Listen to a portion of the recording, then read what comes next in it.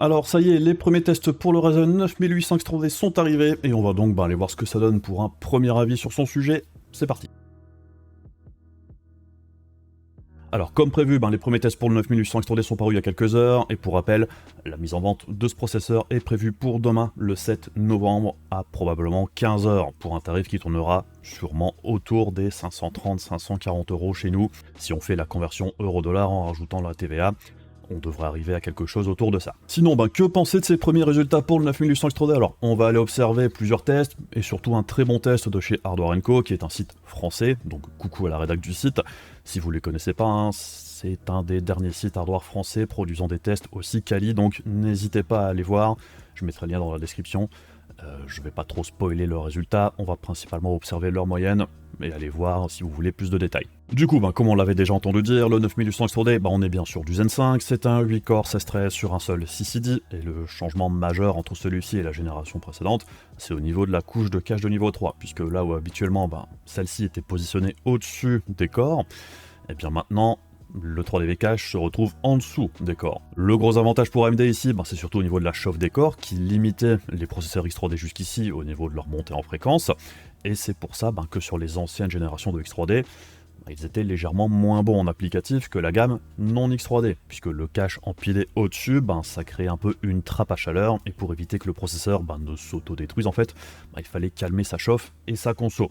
Du coup, des fréquences et des voltages moins élevés et de fortes limitations du point de vue de l'overclocking pour que les utilisateurs ne grillent pas leur processeur pour rien.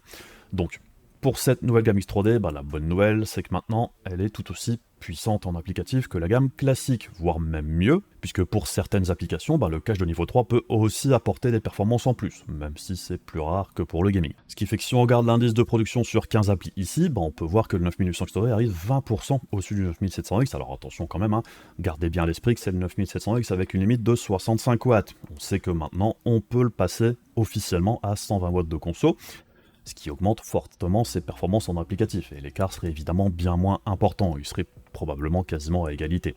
Mais bon, tout de même, on voit que ça permet au 9800 X3D d'arriver assez proche en appli d'un 7900X de la génération précédente, donc c'est plutôt pas mal, et on est au-dessus aussi d'un 14600K d'environ 10%, et on est assez proche d'un Ultra 5 245K qui vient de sortir. Et vis-à-vis du 7800 X3D, on est là aussi sur environ 20% de mieux, donc c'est un plutôt bon score pour un processeur 8 corps en applicatif. Alors évidemment, pour l'applicatif, comme toujours, c'est du cas par cas. Il y a des applis où avoir plein de cœurs ne sert quasiment à rien, et du coup le 9800 X3D arrive dans le haut du tableau.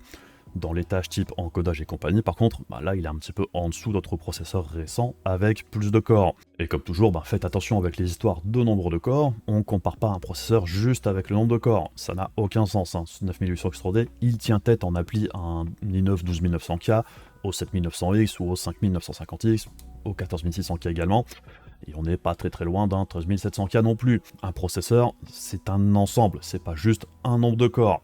Donc bref, oui, en applicatif, c'est pas mal du tout, et ce sera largement suffisant pour la plupart des utilisateurs. Alors pour le gaming maintenant, là aussi, ça va dépendre des panels de test et des jeux, mais des différents tests que j'ai pu voir à droite à gauche jusqu'ici, on tourne bien autour, je dirais, des 8% de moyenne qu'avait annoncé AMD. Si on prend le panel de chez Hardware & Co, on est sur 9% de mieux par rapport au 7800 X3D. Chez TechPowerUp, c'est seulement 4% en 1080p et 7% en 720p. Et si on prend le test de chez Hardware Box, ils étaient à 11% au-dessus du 7800 X3D. Donc oui, il y a des variations, c'est normal avec les processeurs X3D. Il y a des jeux, ou même les processeurs en général, il y a des jeux où le gain est énorme, et d'autres où le gain vis-à-vis du 7800 X3D sera bien plus faible, voire nul. Sur Hogwarts Legacy par exemple, alors AMD avait annoncé de gros gains de performance, et c'est le cas, on peut le voir ici, même si c'est à tempérer également, puisque là où la moyenne de FPS progresse beaucoup, c'est vrai que les 1% ne progresse pas de la même manière ici par rapport au 7800 X3D. Pareil sur Cyberpunk, sur la scène choisie par Hardware Unboxed, on a un gain sympathique, mais c'est pas révolutionnaire non plus, on est juste un cran au-dessus. Et sur Jedi Survivor, on a un gain sympathique sur le 7800 X3D aussi, mais c'est pas démentiel pour autant. Mais ce qui est le plus impressionnant au final avec le 9800 X3D, c'est que vu que les Ryzen 7000 X3D étaient déjà les meilleurs processeurs en jeu jusqu'ici, l'écart se creuse maintenant encore plus avec le 9800 X3D vis-à-vis de la concurrence, puisqu'on arrive ici en moyenne à 17% de performance en plus vis-à-vis du 14900K, et encore pire pour Intel, c'est 24% en moyenne vis-à-vis du 285K qui vient de sortir. Donc non seulement le 9800 X3D met une tarte en jeu à tous les autres processeurs, mais il le fait toujours en consommant moins que ceux-ci, comme on peut le voir ici.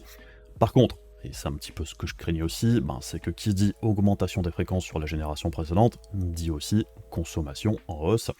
Et là, c'est un point où le 7800 X3D faisait mieux, puisque oui, le 7800 X3D était tellement peu énergivore qu'il pouvait se contenter de tout petits ventirades, comme un Freezer 36 de chez Arctic. Là, pour le 9800 X3D, il faudra probablement viser un cran au-dessus au niveau du refroidissement, mais rien de dramatique pour autant. Il arrive au niveau des 9700X ou 9600X, qui sont des processeurs plutôt corrects au niveau de la consommation. Je dirais que là, on revient un petit peu plus dans la moyenne, là où le 7800 X3D était assez exceptionnel. Et au niveau de l'overclocking, il y a aussi moyen de gratter quelques pourcents de performance en plus, évidemment au prix d'une consommation plus élevée. Mais bon, au niveau des gains, il n'y a rien de vraiment incroyable, même si apparemment c'est assez simple de grappiller environ 200 MHz de plus pour ceux qui aiment pousser leur matos géré dans ces derniers tranchements. On peut gagner encore un petit peu plus de perf et creuser un petit peu plus l'écart. Ce sera juste pas très utile pour la plupart des joueurs. Donc oui, d'un pur point de vue augmentation de performance au global, le 9800 X3D, c'est le processeur le plus intéressant cette année, et ça le restera probablement, puisque les 9900 et 9950 X3D ne sont supposés arriver qu'en janvier. Par contre, tout n'est pas rose pour autant. Au niveau du prix, AMD a choisi d'augmenter le MSRP de la gamme 800 X3D en passant de 450 à 480 $, tout simplement parce que ce processeur n'a pas vraiment de concurrence, vu la contre-performance d'Intel sur le gaming avec sa nouvelle génération. Le 9800 X3D gagne par KO, et en applicatif, c'est loin d'être mauvais aussi sur cette nouvelle génération. Comme je le disais la dernière fois, AMD, ce ne sont pas les gentils du hardware, contrairement à ce que certains semblent penser. Quand ils ont un avantage, ils le font payer aussi, comme les autres marques. Et si Intel avait été plus performant même de juste quelques pourcents en jeu vis-à-vis du 14900K, AMD n'aurait pas pu justifier cette augmentation de prix ici, on aurait probablement eu le même tarif que la dernière fois. Mais comme ils savent très bien qu'ils ont le meilleur produit ici pour le gaming, pas de raison de se priver. Les joueurs n'ont pas vraiment d'autre choix s'ils veulent le meilleur processeur en gaming. Et je serais pas surpris non plus que le 9950 X3D soit plus cher que le 7950 X3D à sa sortie aussi. Mais bon, ça on ne sait pas encore, on verra bien quand il sortira. En plus de ça, le 7800 X3D est aussi bien remonté au niveau tarif ces derniers temps, donc bon, je dirais là où les Ryzen 9000X souffraient beaucoup de la comparaison avec les Ryzen 7000X, la comparaison de 3D à 3D est ici un petit peu plus favorable vu les tarifs actuels.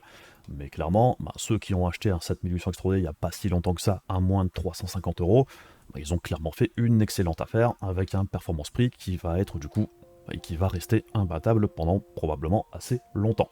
Et clairement, si vous êtes déjà en possession d'un 7800 X3D ou d'un 14900K, il n'y a pas de grande raison de vouloir acheter ce 9800 X3D. Pareil pour la plupart des utilisateurs, en réalité, on est plus souvent limité par sa carte graphique que son processeur. Mais il n'y a pas vraiment de raison de mettre autant d'argent pour jouer dans de bonnes conditions.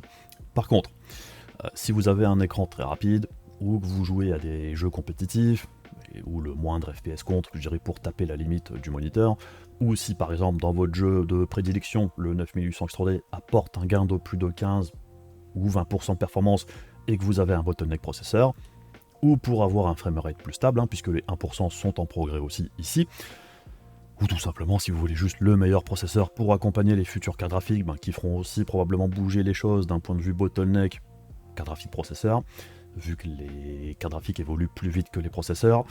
Là, oui, le 9800 X3D, ça peut s'entendre. Donc oui, le 9800 X3D, c'est le processeur le plus performant pour le gaming en général à l'heure actuelle, et ça devrait le rester probablement jusqu'en 2026. Par contre, AMD nous le fait payer quand même assez cher, et ce sera pas le gagnant en performance prix. Et dans le contexte des sorties de 2024, c'est aussi le seul processeur avec un gain substantiel à la fois en applicatif et aussi en gaming. Mais on reste sur un gain malgré tout plutôt modéré. En gaming, c'est un gap moins important qu'entre le 5800 X3D et le 7800 X3D.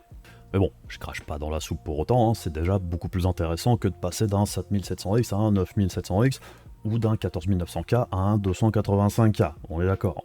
Mais c'était pas très compliqué de faire mieux que ces exemples-là non plus. Donc bref, je vais devoir passer à la caisse moi aussi demain pour pouvoir tester ce processeur, qui remplacera donc le 7800 X3D pour mes tests GPU aussi, et j'espère que les stocks seront suffisamment importants, mais ça, on verra bien demain. Et puis voilà, pas grand chose d'autre à dire sur le sujet pour l'instant.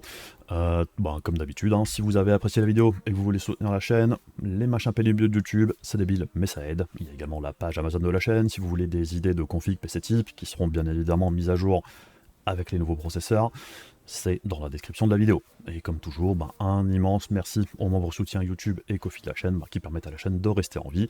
Du coup, un grand merci à vous tous. Et on se retrouve très rapidement pour d'autres vidéos. Je vous fais des bisous, je vous dis à la prochaine. Salut!